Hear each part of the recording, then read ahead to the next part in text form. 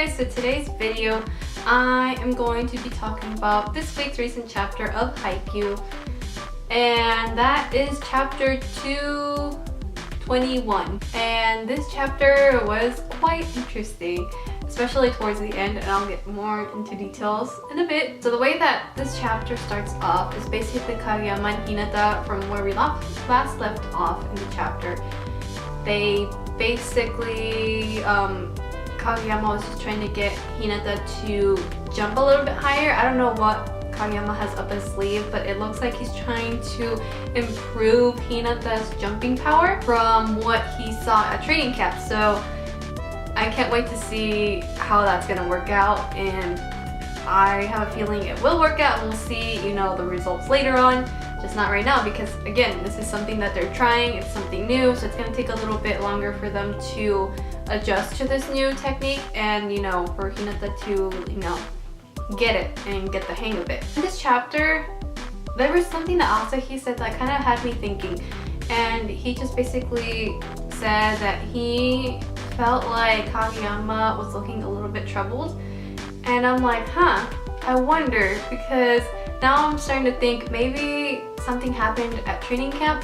We honestly don't know what, because again, we were focused more on Hinata rather than Kageyama. We did see a little bit of his training camp, but not a whole lot. So I'm wondering if he could be right. I have a feeling that he is right in a way, but I don't know what it is. But I have that feeling too, where I feel like Kageyama's like, I don't know what it is, but there's something there that is just like, okay, what's going on with him? But we don't really know. I don't know, maybe it's just me, and the reason that Asahi just said this just kind of makes me like think about it a little bit more.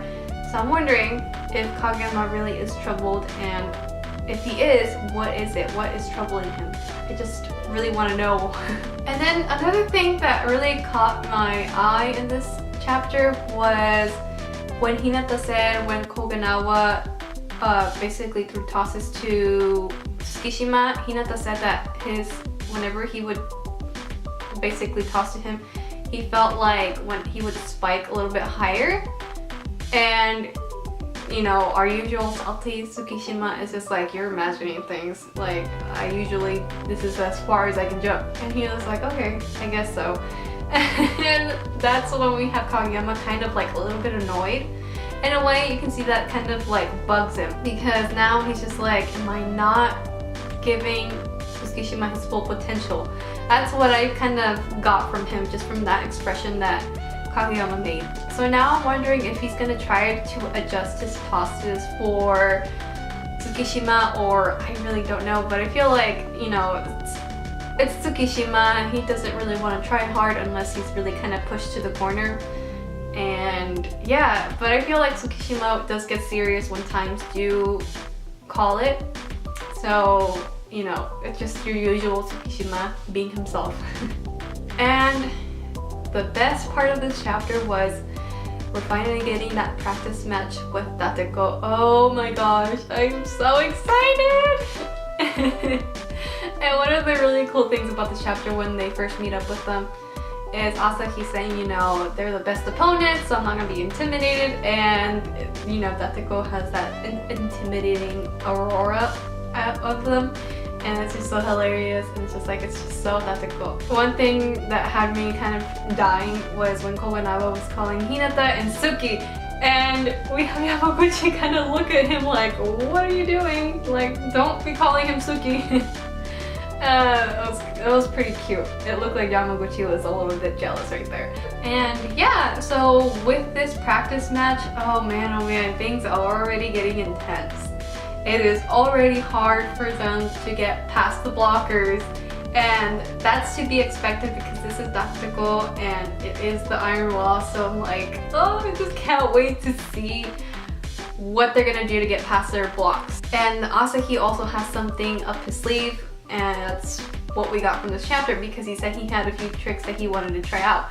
So I really can't wait to see that, and I can't wait to see what everybody in this team comes up, because they are going to nationals, so they really need to pull everything that they've got and just try to win this match, because that's like a no-brainer that they're gonna face even more stronger opponents, and they're gonna face probably even a stronger opponent than Dateko with their blocking. So I am just really excited to see how they're gonna overcome this in a way and see what they're gonna do to, like I said, pass the blockers and what their game plan is pretty much. And at the very end of this chapter, what the coach said, oh my god, what Coach Oikai said. He said basically this blocking could affect Kageyama in a way because the blockers can put a lot of pressure on the setter pretty much. And then he basically says this match could be even harder than Shitarizawa, and I'm like, oh my god, like, oh my god. It's also a no-brainer that they would like improve their blocking and just like take it up a notch and just polish it and who knows what. So again, it's just, things are gonna get crazy just by them saying that. Like, oh my gosh, like I can't wait to see more of this match. It's already started and it's already getting intense and I'm already freaking out, like, oh my gosh. It's just, this match is gonna be really, really good. I can already tell, and I just can't wait to see how they're gonna like pull themselves out of this. And yeah, so that's pretty much everything I really have to say about this chapter. I know it's not a whole lot of information, a whole lot to say, but yeah, so once again, I can't wait to see more of this Dateko match. And it's probably gonna continue on for a couple more chapters, maybe a little bit longer, but who knows how long. So this is gonna be really exciting because this is gonna be a really tough match, I can already tell. And yeah, that is it for my video. I hope you guys enjoyed this video and I will see you guys in my next video. Bye!